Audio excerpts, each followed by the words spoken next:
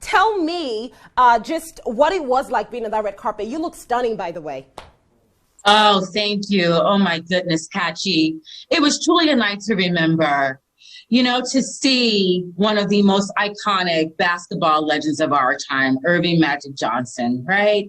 Who in 1991 had to announce to the world that he was infected with HIV, which was still a very new virus at the time. There was a lot of ignorance around it.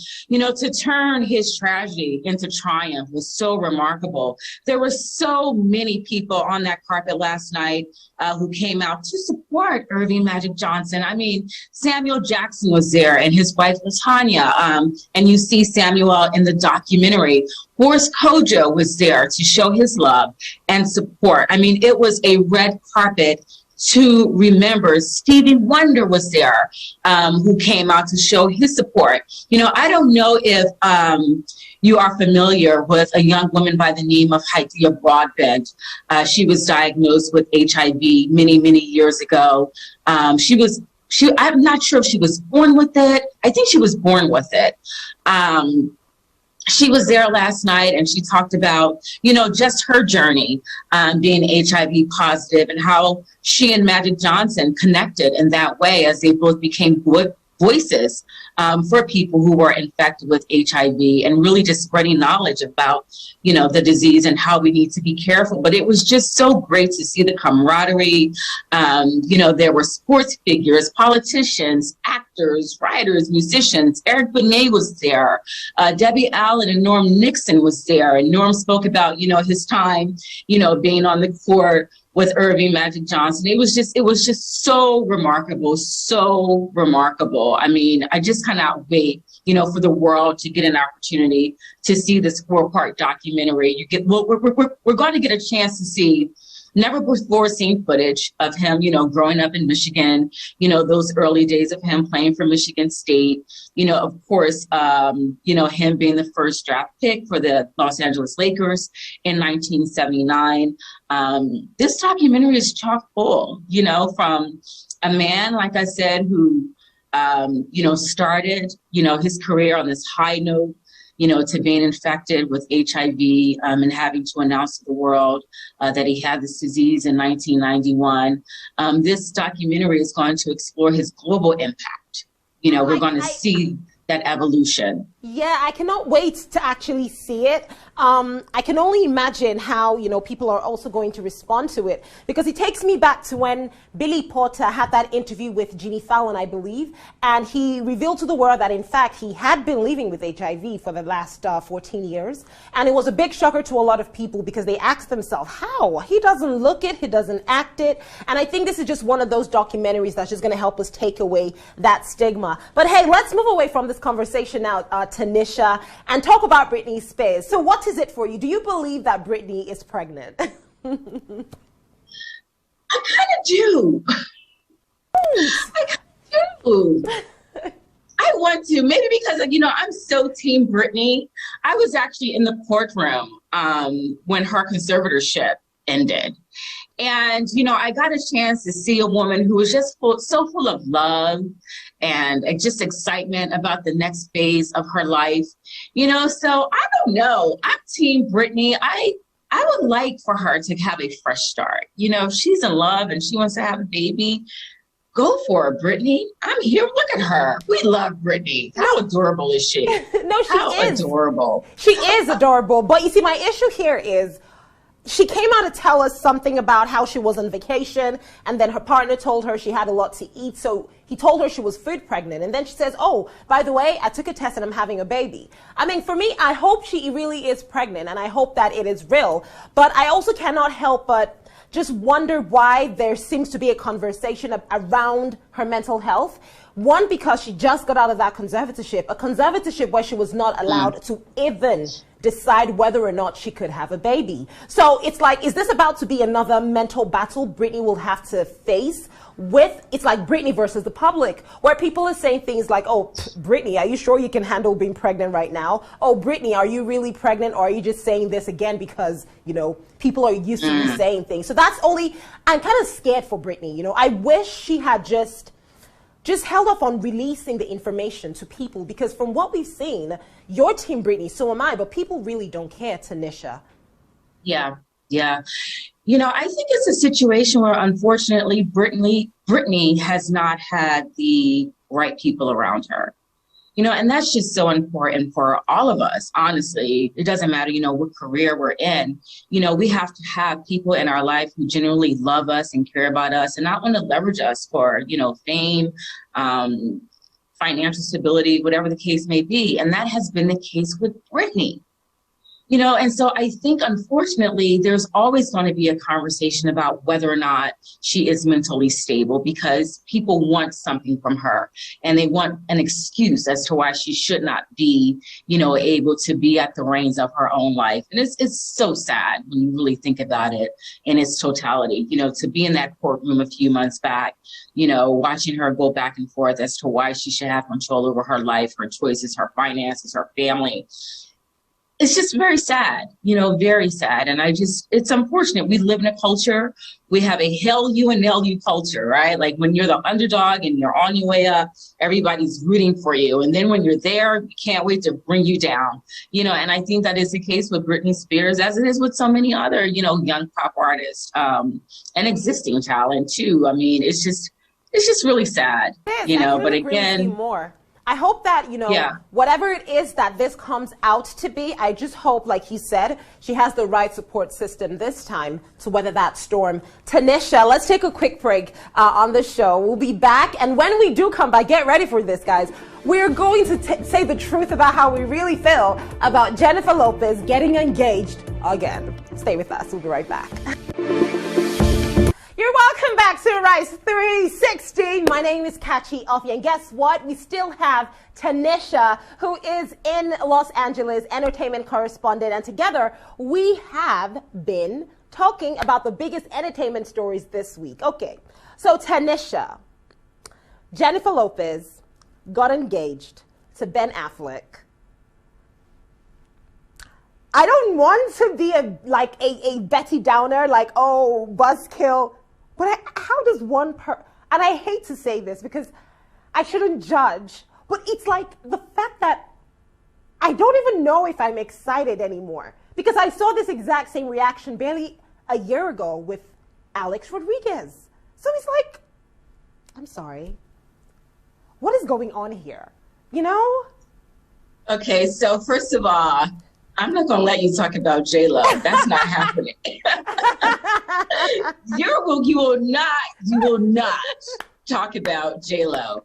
That is my Leo sister, okay? She is a New Yorker. Yeah. You know, I love New York City. You know, it is my second home. Mm-hmm. Listen, I am here for whatever J-Lo decides to do, okay? Yeah. I am excited. She is love them or leave them, catch it? I know. Love them or love them and leave them. Love them and leave them. She does not let the grass grow up under her feet. If it is not working, she moves on. Mm-hmm. She moves on. I agree with that. And to be honest, that's why I said I hate to do this, because I promised myself that, listen, Kachi, you have to be honest. I love that she just goes, but here's the deal. Let's go back in history, right? And it's like, they've been down this road before with J-Lo and Ben Affleck. They were going to get married. It didn't work out. And now they're trying again. I'm just thinking that maybe this is that childhood sweetheart that you just know you're meant to end up with. And I'm really, really hoping that they do walk down the aisle this time. Aren't you? She loves Ben. Okay. Oh my goodness, guys. I am so sorry. My allergies have all of a sudden kicked in, but back to J-Lo and Bennifer, okay? I am here for this romance. There's always that one person that you just cannot get out of your system. And I believe they have this lifelong cellular connection, you know, and now there's an opportunity for them to get it right. I don't care how many times it takes. Get it right. Get it right. I don't care if you got to circle back. Get it right. She's gorgeous. She's in her 50s. She's in shape. You know, she is a woman's woman. And I am on board with anything that Jennifer Lopez does. I am here for this wedding. You know, I'm really interested to see how the co-parenting is going to work. with all of the families with Jennifer now. Garner So in the really mix. That'll be really interesting. I know. So we're to looking say the at least. So four-way wise, we're looking at Mark Anthony and Jennifer Garner and Go Ben ahead. Affleck and Jennifer Lopez. So that's the co-parenting dynamic we're looking at. Which I think, Mark Anthony is a fun-loving person. He's ever supportive of Jennifer Lopez. Jennifer Garner has said a bazillion times how supportive she is of this relationship. And just before we head out of this conversation, you know what, Tanisha?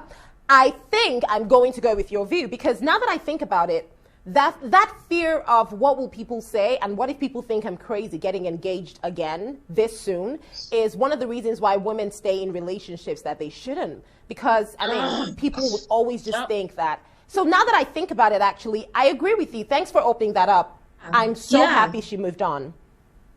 We need to free ourselves from the opinions of others. Absolutely. No, that is the worst prison, is to worry about what someone else thinks. And Jennifer clearly does not. And I think we should all follow suit. Love is love. You go where you find it. You go where it makes you feel warm and cozy. And, she has that with Ben. He is her lifelong. So I'm on board. I cannot wait to see how it turns out. If it is a wedding, I really hope it happens. I know the gown is going to be gorgeous, and I'm going to be tuned in for all of the fabulous glamour and fashion and everything that my fellow Leo lioness Jennifer Lopez has to bring. So I'm here for all of it. Fire! Okay, so Wendy Williams. We don't talk about J-Lo. We do not talk poorly about J-Lo.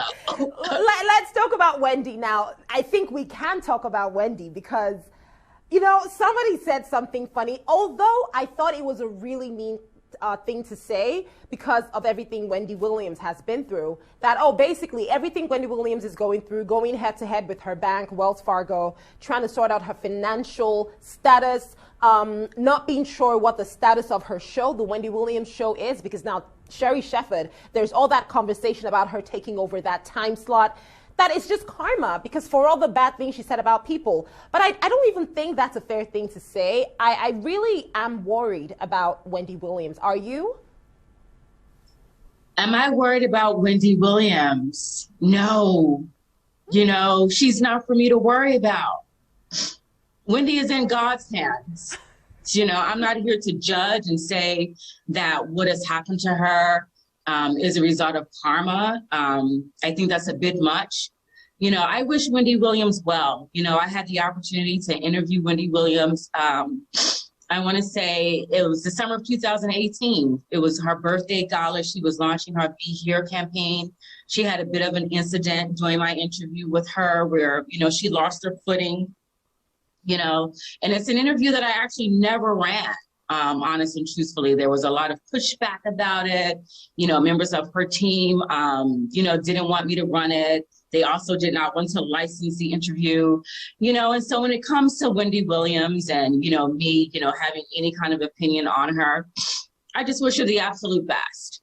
She's been through a lot, some of it she's brought on her own, of course, as we all do, right? We all do. Sometimes we make choices that aren't the most beneficial to us. And so that has happened to her as well. In terms of her show, if she's ready to come back, she should come back.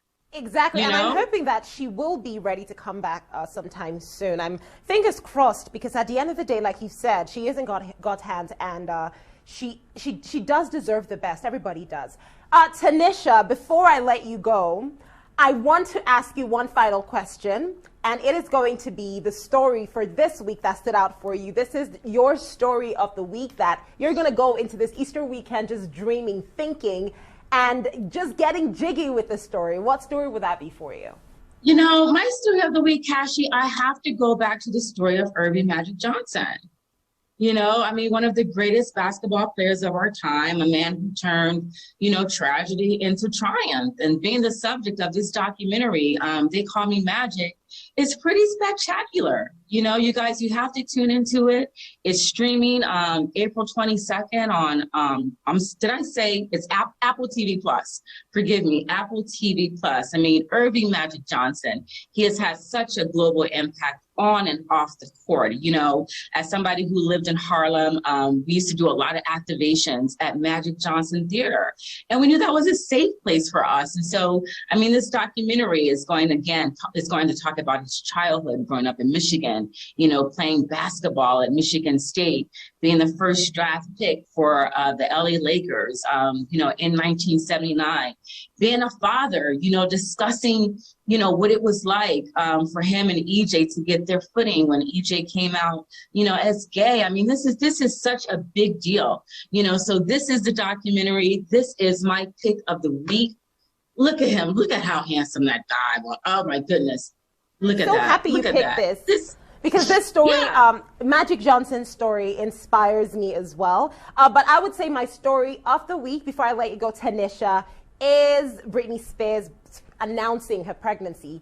For me, what that story just taught me is the moment you decide to take control of your life, the moment you decide to say, you know what, I'm done accepting whatever people throw at me, just great things start happening to you. And it's not something you even plan, it just begins to happen. So for everyone who is just sitting in a place and you're just so scared, just take the courage to get up, pick yourself up. And that's how I'm going to wrap this up with you, Tanisha, today. Thank you so much for joining us. Oh, no, thank you so much for having me.